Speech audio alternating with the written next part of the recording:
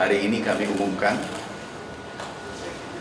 ada 4 perusahaan pengadaan pupuk yang tidak memenuhi syarat, dan 4 itu kami blacklist. Kemudian kami akan kirim berkasnya ke penegak hukum, karena itu bukan pupuk yang dikirim. Kandungan NPK-nya itu hanya 0, dari standar 15%. Nah, kami blacklist. Sekali lagi kami kirim ke penegak hukum berkasnya. Yang kedua, ada 23 perusahaan yang tidak sesuai standar, kurang dari spek yang ditentukan oleh Kementerian Pertanian. Itu juga kami akan proses di Irjen. Kalau memang terbukti bersalah, juga kami kirim ke penegak hukum. Potensi kerugian yang akan ditimbulkan kurang lebih 300 miliar. 300, kalau tidak salah 316 miliar.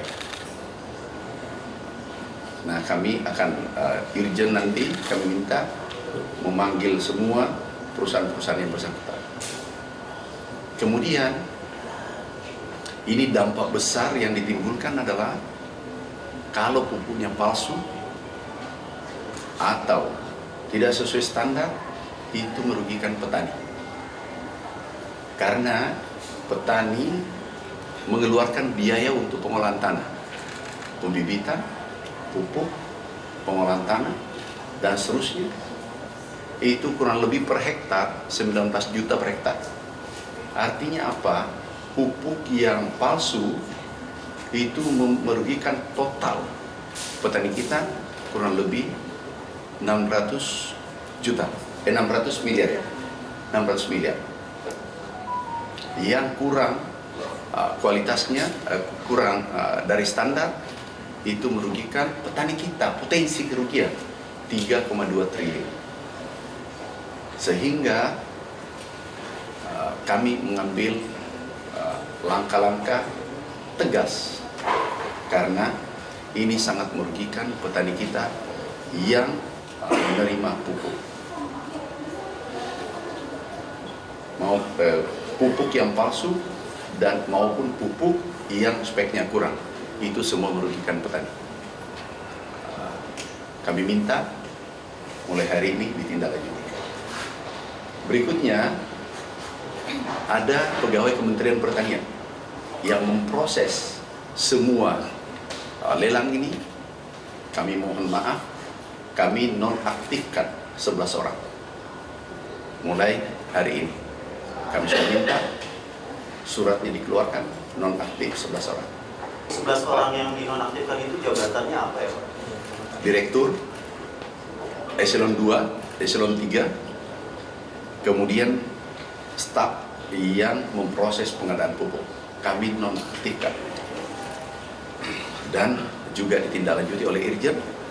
Bila perlu, kami kirim ke penegak hukum. Hari ini kami umumkan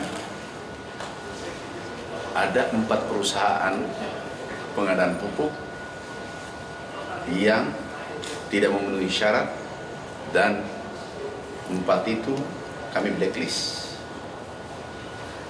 Kemudian kami akan kirim berkasnya ke penegak hukum, karena itu bukan pupuk yang dikirim. Kandungan NPK-nya itu hanya 0, dari standar 15%. Nah, kami blacklist. Sekali lagi kami kirim ke penegak hukum berkasnya. Yang kedua, ada 23 perusahaan yang tidak sesuai standar, kurang dari spek yang ditentukan oleh Kementerian Pertanian. Itu juga kami akan proses di Irjen. Kalau memang terbukti bersalah, juga kami kirim ke penegak hukum. Potensi kerugian yang akan ditimbulkan kurang lebih 300 miliar. 300, kalau tidak salah 316 miliar. Nah, kami akan Irjen nanti kami minta memanggil semua perusahaan-perusahaan yang bersangkutan. Kemudian ini dampak besar yang ditimbulkan adalah kalau pupuknya palsu atau tidak sesuai standar, itu merugikan petani.